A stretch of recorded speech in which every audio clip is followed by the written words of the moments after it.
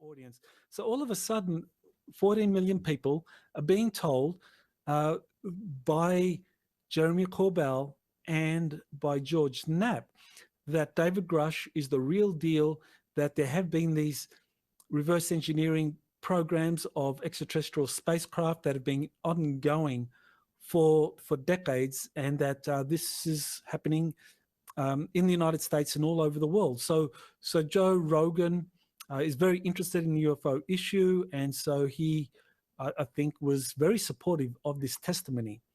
Now, what I find very interesting is that uh, Jeremy Corbell, and I believe George Knapp probably thinks similarly, that they agree that the reverse engineering of captured extraterrestrial spacecraft has been going on for many decades. So they agree with that.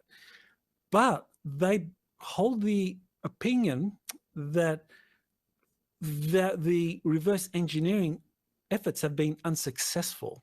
So I think this is something that they deduced from the Bob Lazar testimony. They deduced that also from this incident involving Dr. Eric Davis with this retired director of the Defense Intelligence Agency, the Vice Admiral Thomas Wilson, who also got briefed about a captured extraterrestrial spacecraft that was being studied and reverse engineered by a corporation. He was denied access, but he was told during his investigation that the corporation was unsuccessful in reverse engineering it. So I think what we're getting now, I think it's becoming clearer, is that the information that David Grusch is putting out, and people like George Knapp and Jeremy Corbell are running with it, is based on these testimonies of people that are familiar with these reverse engineering programs that have been unsuccessful. So that's a very important thing to keep in mind, because I've been working with people going back 20 years now who have been talking about secret space programs where they talk about these reverse engineering programs being successful.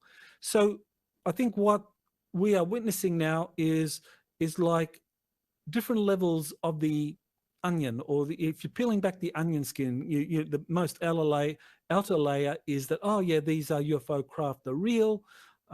You have sightings all over the place, they're serious.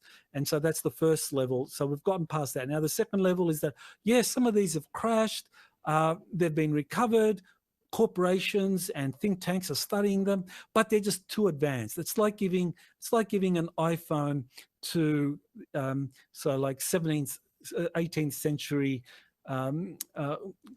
colonists in the Americas. They just wouldn't have a clue how to operate and understand that thing. That extraterrestrial technology is just way too difficult.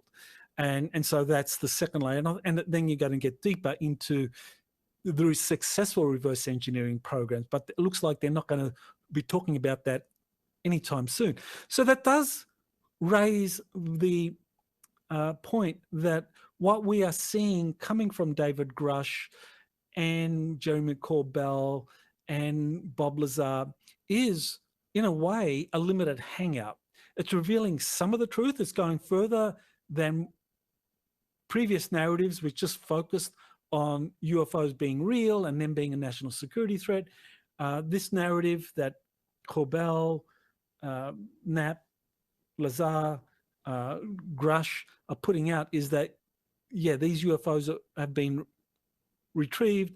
They're non-human in origins, but the technology is just way too advanced for us to reverse engineer.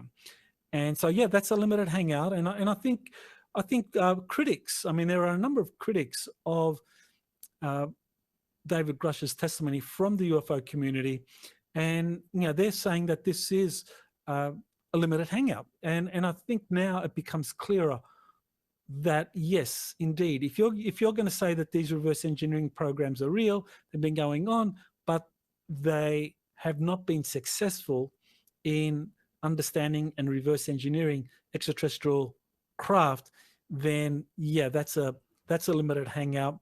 And why are they doing that?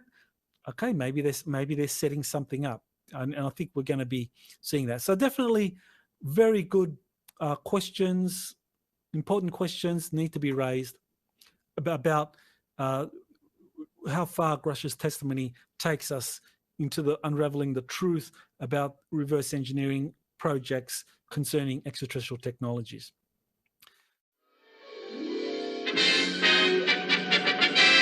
Nanu.